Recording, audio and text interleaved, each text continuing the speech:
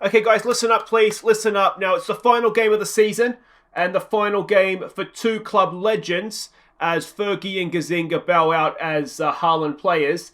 And, well, since there's nothing else to play for, we might as well just go and win it for them. What's all that noise? Why are these kids back here? Who are they? It's the youth intake. Well, it's about time they showed up. Better late than never. Hey guys, I'm Aussie Villain and welcome to Season 4, Episode 10 on the Impossible Dream here at H&W Welders as we look to lead the team to European glory, which seems a million miles away by now, right now I should say.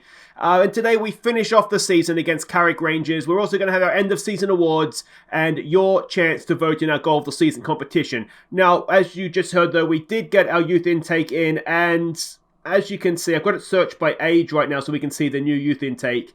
But our under 18s are not great, and given that we're paying each one of them £10 a week, we might need a clear out of this during the summer, I think. But there's one probable and two maybes, I think. The first guy that's come through is Daniel Curry, a right winger. He's only 15. He's got pretty good physicals for that. Dribbling and crossing is okay. Good first touch. Can take a free kick. Off the ball's not too bad. We might have ourselves a player here. We'll wait and see, obviously, how he develops, but cautiously optimistic about Mr. Curry there. The other two that might is Stephen Smythe, the centre-back. Doesn't really have the strength. His positioning is okay. He's kind of okay. He might come through as a squad player again. He's only 15, so if he trains on, there might be something there. There's a few good mental stats there, which is good though. That might help him. And the other one that is a maybe, and I do stress maybe, is Michael Keane, another right winger. Now, given how good Curry looks to be, he really looks as though he's going to struggle, but potentially there might be something there, but he's already older as well. So I suspect not, to be honest, but you never know. Now, of course, I do like to name the regens after my Patreon supporters. If you're a qualifying Patreon supporter and somebody here, i.e. Daniel Curry, takes your fancy, let me know in the comments, and we can look to get that renamed. And if your player has been transferred away from the club, or if you are Damien Allmark and your player is about to be transferred away from the club, I will permit a second player to be named after you. So just let me know on that front as well. But that is that. Now, there are two games to catch you up on since last episode, so let's go and have a look at those. The first one was against Dungannon. William McQuaid gave us a first half lead. Davidson's good work down the left was finished by Gowan early in the second half, before Gowan crossed for Cargbo to seal the points. Though Dungannon managed a stoppage time consolation. So there we go, McQuaid can score a penalty, just not when we really need him to. It was just a really good performance from us. You can see from XG, obviously it is boosted by the fact we had a penalty, but even then, it was just a really good performance from us. A nice way to rebound from the disappointment of the cup, obviously. And just generally speaking, the team played well, which is excellent news. Next up, it was a game against Glenavon. Gallagher picked out Lucas to put us in front after 16 minutes. Glenavon quickly drew level and then took all 3 points in the second half.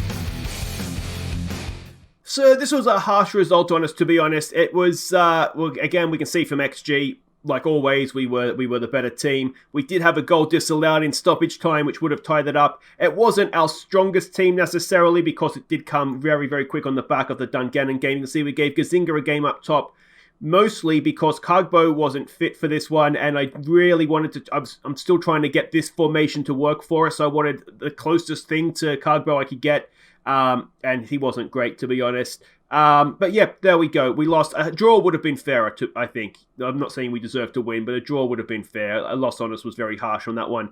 And if I have a quick look at what all this means for the league table, and we are 9th. Now, we can, in theory, drop down to 10th if we were to lose and Glenavon were to win. That could happen, but 9th or 10th, it doesn't really matter. I think 9th would be nice because I think we finished 9th last year, so to not actually go backwards this season. But anyway, let's go and have a look and see what we're doing here. So we can see Glenavon are at home to Cliftonville, so you would imagine that Cliftonville they're playing to avoid automatic relegation, so they're going to have a little bit to play for there. We are expecting a 4-2-3-1 formation from the Carrick Rangers, and this is the team we're sending out. Now, it is the final game, well, definitely for Gazziniga, who is, I didn't mean to click on him there, but he's already signed on, and in all likelihood for Matt Ferguson as well. Is it Matt? Yeah, Ferguson as well. His contract is up in December of this year. I will basically just be trying to offload him, but the final 20 minutes, we will try and get them on the field for a proper farewell. But we're going to persist with this formation, again, looking towards next season to start with. So it's Popple in goal, Moran, Denham, Hall, and Simpson as the back four. Cutbush with Lillis and Thompson-Summers ahead of him. Tipton as the number 10. It's Cargbo and Lucas up top. If you're wondering why we're missing some familiar names, Boyle, Own goal Gallagher and McQuaid are all suspended for this one. So that's a bit of a shame, though obviously it's better than getting suspended for the start of next season. And I don't believe there's anybody on a booking, no. So we should be fine. You know, we don't want any players getting suspended for next season for the last game this one. So we can see the lineups here. It's got to be the first time in football history both goalkeepers are wearing the number 40. That cannot have happened before. But yeah, let's get out there and see if we can finish on a high. Now, it has been a record-breaking season for us. Just go out there and relax, boys. That is because we have lost more games than any other time in the club's history. We're at 20 defeats. We obviously could look to extend that with 21 here, but we'd rather avoid that, I think. And here we go. For one last time this season, let's hope we do manage to finish on a little bit more of a high than we have in recent seasons. Yeah, I mean, obviously the big question now moves to the summer and where we go from here. I do think if this is going to work, which there's no reason why it wouldn't, maybe not every game, but I think Cargbo and Lucas up top. Now, assuming, of course, that they don't get sold from under us this summer, I do think that if this is going to work properly, we need to get a number 10 in there, and I do think that's maybe something that I'd like to look to try and sign. Obviously, it's difficult at this level to find, proper quality in that position, but we'll do our best. There's a nice ball to find Lucas. Lucas gets past his man. Cargbo's striding forward. Lucas goes himself, and I tell you what, that was not a mile away. So a promising start there. We come straight back for the goal kick. Montgomery gets it forward. Can we win that? We cannot, but Cargbo picks up the loose ball. Lillis has it. There's a good ball. Is it? Not quite. Good defending, to be fair. Moran has it. Back to Denham. Denham gets it forward towards Lucas. If you're going to have that sort of ball towards Cargbo, please. There's a ball towards Cargbo. He's in. Can he beat the keeper? He can't. Moran picks up the hurried clearance, though. Can he get a cross in? Look at the players striding him. We've got 3 in the box. Moran, there's the cross. Everybody's there. Nobody wins it. Tipton picks it up. Down to Thompson-Summers. He unleashes. It's blocked. Tipton has a go. Oh, ho, ho, ho. And Tipton with a late entrant to goal of the season. What a strike from George Tipton that is. And it is 1-0 3 minutes in. Fantastic start to the game for us. How do we not win that with 3 of us there? But Tipton, he's lined this up. It's a stunning finish. Maybe a better goalkeeper gets a hand on it and tips it over. But there we go. 1-0. George Tipton, take a bow, mate. All right. Excellent stuff. As things stand, we will not be finishing 10th this season. Ball into the area. It's Popple. He punches it clear. Now suddenly we've got a really good chance of a break here. It's 3-on-3 at the back. Can Lillis pick a pass? He does. It's Lucas. Cargbo is with him. Lucas will go. No, he doesn't. He gets it back in for Lillis. Lillis with a place finish. That is a wonderful counter-attacking goal. And it just begs the question, where was this all season? It's so frustrating, isn't it? I mean, we weren't playing this formation for most of the season, which is probably my fault. Well, it certainly is my fault since I picked the formation. But really, it's just good football, isn't it? It's just really, really good football. Lillis with the finish. And 2-0. And this is a team that...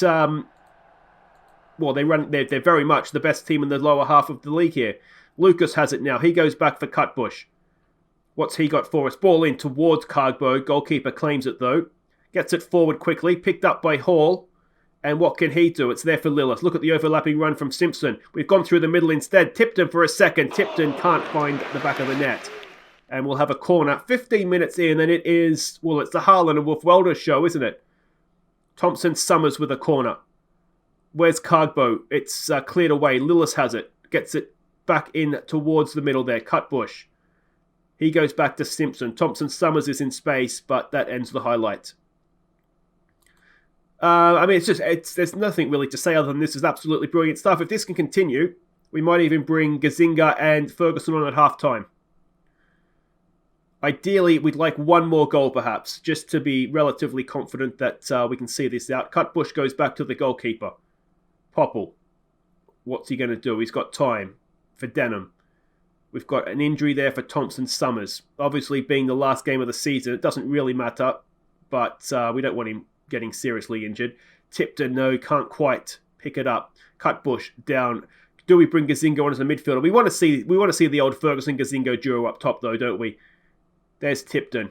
Thompson-Summers. Cargbo's there. Knocks it down beautifully. Oh, I love Cargbo so much. This is wonderful football. Cargbo, that is... What a finish. Cargbo breaks the back of the net for his 11th of the season. And that was, I tell you what, I think this is also a goal of the season contender. It was some wonderful football in the build-up. Cargbo with a wonderful knockdown. I love when he does that. And just a nice little 1-2 with Thompson-Summers, and have some of that. The goalkeeper absolutely clueless. And it's 3-0, 30-odd minutes in. And for the second episode in a row, we're dismantling league opposition. It just makes you wonder what could have been in the cup, doesn't it? Tipton over a free kick late in the half. It's a good save. It's going to be another corner. And can Cargbo make it very difficult for us here to sub him off by getting a header and finding himself on a hat-trick? Institute is beating Dungannon. That would mean that they'll be safe, won't it? Because they're already ahead of Cliftonville. Cutbush, decent tackle. Well in, mate. Well in. All right, can we get to the break, please? We can. And it might be a case of, that's a stunning half of football, of a triple sub here. We're very happy with that, boys, but we will be making 3 changes. And those changes will be... What can we do? Let's just for shits and giggles, let's move Tralucas back into midfield. Ferguson can come on there. Gazinga can come on there. I know Gazinga's a midfielder, but we want to see the 2 up top, don't we? I'm sure you guys agree with that. And that way we still have a sub up our sleeves as well. And it'll be interesting actually to see Lucas as a Mazzella. It might not be the stupidest thing in the world. It probably is, but it might not be. Let's see what we can do here. Well, of course, what we don't want to do is start the second half by conceding a goal, and that's exactly what we've done. This is why you don't tell your team at half-time you're pleased with them. Frustrating. I don't know if they've changed. It's just terrible defending, isn't it? Denham's almost fallen backwards. And Dylan Martin with the first of the season. Better late than never, Dylan. And, well, we can see it wasn't offside, unfortunately for us. We've demanded more. We've asked for a little bit more from them. And let's see what if we do actually get something else from them here. Hall and Denham. Can Denham pick a pass? He goes over the top looking for Ferguson. Can't find him. I do wonder if maybe it's a little bit silly having Lucas in midfield just from a defensive point of view. But there we go. Ball in. It's towards Hall. It's 2-3. Dylan Martin is on a goal-scoring spree. And, well, with over half an hour to play, you're starting to get a little bit nervous now, don't you? Hall's got to do better there, doesn't he? Popple's got to do better as well, to be fair. But, yeah. Well, they're looking calm. Maybe I just keep my mouth shut. Montgomery over a free kick, or goal kick, I should say. Can we win that, please? Lucas cannot. He has it now. What can he do? Is he a midfielder? Nice ball forward for Ferguson. Back for Cutbush. To Tipton. Cutbush. Lillis. Gazinga. Sends it wide for Simpson. Can he find Gazinga's head? Can he find Ferguson's head? It's Lucas instead. Lucas, it's not about you now, mate. It's about Ferguson and Gazinga. I don't really have another midfielder on the bench. Otherwise, I'd just take Lucas off. Lillis has done brilliantly there to win that. Ball forward. Not the best. He undid all his good work there, unfortunately. Another ball forward. It's picked up by Cutbush. Lillis. Come on. Playing Fergie. Here he is. It's Matthew Ferguson. For one last time. No. Of course, Ferguson and Gazinga are the top goal scorer and appearance maker, respectively, in club history. So they are literally club legends, I would imagine. Gazinga's header. Oh, just over the bar. Let's try giving them hit praise just as that highlight started. Hopefully we're not going to concede here. The game has settled back down again, hasn't it? Tipton has it. Tipton is one for next season. His contract's up. I think we maybe do, if we can get him on a free, maybe we do look to sign him. A good ball there for Ferguson. Now can Ferguson pick out Gazinga? He's lurking. He goes back to Lucas. It's not about you, Lucas. Tipton. Tipton turns, shoots. Oh, he almost had a second stunner of the game. And now the praise comes in for them. Lucas for Davidson is what it's asking or telling me I should be doing. I can get on board with that. Davidson's a left winger, so Mazzella is kind of like a winger. We'll give them some more praise. And, well, we've made a very, very hard work of it. We have not quite there yet. But it's looking as though we are going to be able to see this out. As I say that, obviously now they're going to score, aren't they? It's a shame we couldn't have got a little bit more maybe out of Gazinga and Ferguson for this game. Gazinga's been playing off and on for the first team. Ferguson hasn't seen a football pitch since this time last year, I don't think. So it's no real shock that he's not having a typical game. If he can, maybe there was a run there to be had. Couldn't quite find it. It's a long old highlight, isn't it? Cutbush goes wide. I think he's looking for Davidson, but he's not playing as a winger. Can we win this ball back? Can we win that? We can. We're looking okay, aren't we? Here we go. Ferguson, is he onside? Ferguson hits the post. Oh, I think he's offside anyway. We've got a minute to play. Away, boys. We do get it away. It would be such a shame, wouldn't it, to only draw this game. And what's happened there? Free kick. Offside, perhaps it is. There's an argument to say I should have closed this down and just started wasting time and all that. But to be honest, I'd almost rather see Gazinga and or Ferguson get a goal than win the game. I don't think it's going to happen, though. There's, 5 seconds to play. It's going to be late if it's going to happen. Unfortunately, there it is. Well, there we go. We ended the season on a high, kind of. The first half was a high. The second half was a bit of a low. Ferguson and Gazinga flattered to deceive, really, didn't they? But it's a win to end the season, and that's nice. So there we go. We can see the final league table and the final day result. Institute won. Cliftonville only managed a draw. That means Cliftonville are down, which has got to be a massive surprise. Institute will have a playoff. We're there in 9th. And in the end, 40 points is not the worst. So Vintage Display ensures victory. It's only a tight thigh for Thompson Summers. Tipton's goal, key passes. I think he may just have convinced me that we do want him in a Welders shirt next season. We have a look, compared this to last season. So that's this season, 40 points, negative 18 goal difference. Last season we were 9th, 41 points, negative 17. So unfortunately we've gone backwards, which isn't great. We scored 52, conceded 70. So we scored more and also conceded more. So, yeah. We'll be better next year. We'll definitely be better next year. Guys, wait right there, though. It is now time for our end-of-season awards. And we'll discover, amongst other things, who you guys voted as your Viewers Player of the Year. Ladies and gentlemen, it's the H&W Welders End-of-Season Awards. Oh, thank you, everybody. Thank you. Thank you so much. Thank you. Well, there we go. It was, it was a season, wasn't it? Maybe not a good one. Certainly not a terrible one. And one that almost, through the back door in a cup run, got us into Europe. So it wasn't a complete waste, but I do think overall, I'm personally a little bit disappointed, and I'm sure you are as well. And the players, well, they tried hard nonetheless. So let's give them a round of applause, but put them on notice. If this isn't improving for next season, we'll be giving you a booing this time next year. So well done, boys, but we need more next season from you.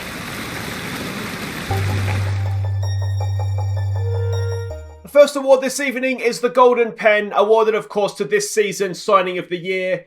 And we had some really, really strong signings this year. You know, I think of the like of Pierce Gowan, of Tra Lucas, but neither of them have won it. It's a surprise winner. Apparently this club loves a goalkeeper because the Golden Pen goes to Henry Popple. The next award is the Golden Card, awarded to the player with the worst discipline this season. And, it was a tight contest this year. I think there were 3 players joint at the top, but due to minutes played, It's awarded to the man who gets it. 5 yellow cards, and the winner is William McQuaid. The next award is the Golden Bullseye, awarded to the man that, with the best pass completion, the man that can hit a bullseye. And, 93% pass completion. That's an insane number for anybody, but when you're a striker, it's even better, isn't it? The Golden Bullseye, once again, a defense of the trophy from last year, goes to Hamzard Kagbo. The next award is the Golden Spoon, awarded to the man who feeds the strikers, the man with the most assists. And this year, same amount of assists as last season, I believe, in 9, but it is a different winner. On loan this season from Glentoran. We'd love him to stay permanently. The winner is George Tipton. What do you mean you've re-signed with Glentoran? George, what have you done? The next award is the Golden Anchor, awarded to the player we can rely on, the man with the highest average match rating. And this is the man that I've professed my love for many, many times over. An average match rating this season of 7.29. The Golden Anchor goes to Hamzard Kagbo. The next award is the Golden Cross. It comes from the medical department, and it is for the player with the most time missed this season. And to be honest, I think we need to start downsizing our medical department. No one gets injured here. Love the fitness, boys. Make sure that keeps going if we ever become a full-time club. But with just 6% of the season missed, it is the... We shouldn't have even had the trophy this year. 6% missed. The winner is Dylan Davidson. The next award is the Golden Soother, awarded to the baby of the team, this season's best young player. And, I wasn't really aware this guy was still considered a young player, to be honest. But I'm thrilled that he is, got to say. I thought he was a bit older than this. But the Golden Soother goes to Hamzard Kagbo. The next award is the Golden Boot, one of the big ones, awarded, of course, to this season's top goal scorer. And, he came in January, scored 13 goals, a stunning return for about 4 months' worth of work. Cannot wait to see what he can do with a full season. The Golden Boot goes to Tralucas. And now it is time for the Coaches Award, the awarding of the horse's ass for an achievement during the season that we probably all wish didn't happen. Now, I think we all know where I'm going with this. It was a cup semi-final. He had 2 chances to score a penalty, and he missed them both. Congratulations, William McQuaid. You have won the horse's ass. And now it is time for an award that I know means a lot to the players. It is the Viewers Player of the Season, as voted by you watching at home on YouTube. And we had 3 very, very strong nominees this season. And, thank you to everybody who did vote. And, it was a conclusive result. With 75% of the vote, the winner is Pierce Gowan. Now, before we get to announcing this season's Player of the Year, we do need to acknowledge the Team of the Season. So if you do just quickly direct your eyes up to the board, you will see that the goalkeeper is once again Mulligan, though I suspect he may not be there next season. The back 4 is Devine. Who's Devine? Does he even play for us? He's on loan. I don't even remember signing him.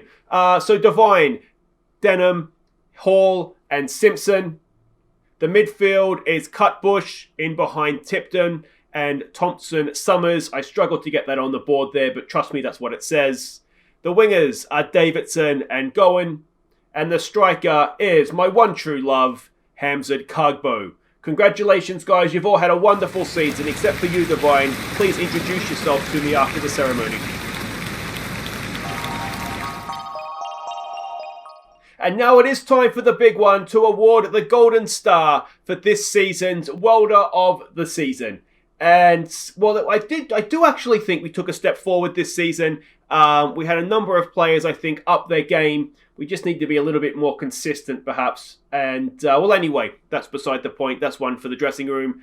The winner of the Golden Star this season is... He's had a bit of a clean-up tonight. It's Hamzard Carbo.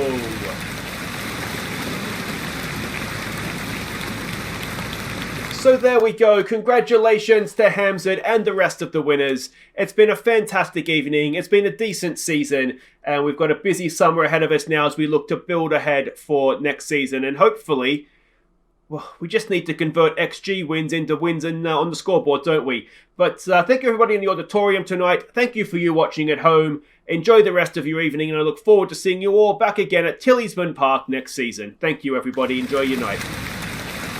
So there we go, end of season awards done for another year, and Hamzard Carbo, I think, just about a deserved winner of the Player of the Year, and of course Gowan voted by you guys as your Viewers Player of the Year. Now, quick review of the season. Transfer deals in Tralucas and Gowan. I'm absolutely shocked they didn't win the Golden Pen. It was Popple that was signing of the year, which is, as I said, surprising, given how good Gowan and Lucas were when they came in. Season results, only a C+, which, given that we did a little bit worse than last year, is maybe not surprising, but we did enough to stay in the league and more or less match what we did last year. Peaky Blinders Cup, getting all the way to the semi-finals, of course, but when we got beaten by Glentoran. I'll review this for you in a second, but Glentoran didn't win the final, which is frustrating for us, I suppose. It doesn't really matter.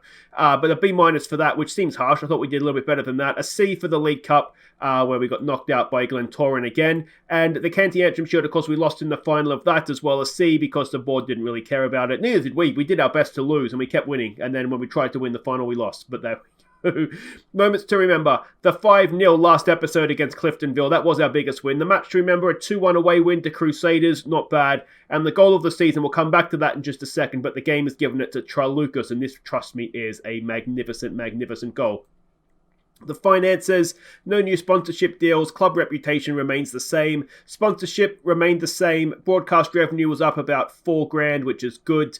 Corporate hospitality was up about $500, or pounds I should say, so that's fine. Competition prize money, $105,000 we got this year, more than double last season, so that's excellent. And match day revenue was up about $20,000 as well. We don't really sell merchandise, but that's fine. Team of the season, How Divine has got in there with only, was it 4 or 5 appearances, 6 appearances. We put him out on loan. I don't understand how he's got there, but that's fine. Congratulations, enjoy it. Everybody else is maybe, I would have gone with McQuaid in midfield over Tipton, maybe over Thompson Summers as well. Lillis, I think, is unlucky there as well. Own goal Gallagher should have been the defensive midfielder, but overall, that's more or less fair enough. And the accolades. Now, of course, this is just for the league, but Carbo was Fans Player of the, or the Games Player of the Year, the Young Player of the Year, Popple signing of the year, as we said. We'll come back to goal of the season. Top goal scorer, now that's in the league. Overall, it was Lucas that was the top goal scorer. Most assists, Dylan Davidson. Overall, again, it was Tipton overall. Obviously, he played in some cup games that got him across the line. Now, the match awards, not an award we give out, but Carbo was the winner of that. He also had the highest average rating, as we saw. Worst discipline, it was a new record for William McQuaid with his 5 yellow cards, so well done to him. Most appearances, Gazinga doesn't quite get to 150, and league goals, Ferguson did get over the 100, and that'll be all for them as Welders players. And Kieran Sheedy, the young striker, he was both the youngest player and the youngest goal scorer this year, so well done to him on that. That is maybe records that will last for a long, long time. But that is just about everything. Anything else we want to have a look at here? Club vision, expectations. Next season, they're still looking to sell the club mid-table. So the expectations go up next season. That's annoying. I'm going to try and get rid of play direct football, to be honest, and maybe counter-attacking, but I'll do that off camera. Squad dynamics, we know that Ferguson is all but left, and we know Gazinga has already left. We do need to try and get this hierarchy into a little bit more of a healthier situation. New season team report, we'll come back to that next episode for the summer's transfer special. We didn't really have injuries this year. The top first team player with 3 injuries was Dylan Davidson. 2 weeks he missed. Absolutely brilliant. So everybody's gone off on their break, and that brings us to how the squad did this year. Games played, well, we know who plays a lot of games for us. I always think the way to do this is look at the bottom, see who we didn't use. And these are the guys that maybe we need to consider their place in the squad. A couple of young guys down there. We know Ferguson's leaving. We know Gazinga's leaving. Story, I think, will be leaving as well. We'll just do a general bit of clean out of the squad this summer and just look to replace quantity with some quality, I think. In terms of goals, it was Charlucas, Gowan and Cargbo that led the way. We can see Davidson, Byrne chipped in with a good goal return there, as did Sheedy, the youngster. And everybody else, yeah, ideally we'd have a few more guys pushing up, but we just generally need to score a few more goals, I think. Assists, it was Tipton and McQuaid, two guys on loan that led the way. Now, Tipton has signed a new deal at Glentoran, so we might have to try and loan him back in, I think. You can see other assists there. Thompson, Summers, I think a few of those will be from corners. Dylan Davidson, Lucas, Cargbo, Gowan, own goal Gallagher there as well. So assists are not too bad. They're distributed around the squad, which I like. It's just I think we need just generally more of the goal scoring side of things. Average match rating, Lucas had the highest, not enough games to, I'm assuming, to qualify to get the golden anchor. That went to Cargbo. We can see a few more players getting into the green, though, which is what we needed. We said that last season. Sheedy, Byrne, Gowan, Mullen, who only played one game, but he's happy at the club again now. He was one of the young defenders that came through. He maybe doesn't have a future with us anyway. But also up there, Tipton, Denham, there's a couple of other youngsters, but 13 games for Suonen, and he managed to get an average above 7, I should say. I think he's developing into a useful defender for us as well. We can see everybody else there and how they got on this season. But that brings us, of course, now to goal of the season. If you're new to the channel, the way this works, the Charlucas goal that was given goal of the season, as well as, I don't know what the best thing, you know what the best thing to do is to have a look at the overall 11 there. You can have a look at that while I explain goal of the season. Letty's still going in there. And Cargbo is a centre-back. So the way this works, similar to Player of the Year, there'll be a link at the top of the description. I'll make sure I put it there from the very start of the episode. Oh, you okay there, Morty? Cat sneezing. Yeah, I'll make sure I put it there at the top start of the episode. I did forget for the Player of the Year, so apologies for that. Click on that. It'll take you through to the 4 goals that I've nominated. The Charlucas goal, the game gave goal of the season 2, and 3 others I deem worthy. Before that, we'll have a look back at some of the honourable mentions. We did score a few nice goals this year, if I don't say so myself. So that's all to come here. Thank you so much for watching, though. If you have enjoyed this season, this episode, make sure you hit thumbs up. Subscribe if you're new, and we'll be back. There won't be an episode tomorrow, of course, if you're watching live. We'll be back on Monday with the summer transfer special. I need a day to record that. And hopefully, well, as I said, we'll get a few more current ability players in, more than potential. You okay there? You finished? Okay, the cat's having a sneezing attack. And, okay. Are you done? Alright, he's off to go and die quietly in the corner. Where was I? We'll be back for a summer transfer special. Enjoy goals of the season. I think I need to go and look after the cat. Take care.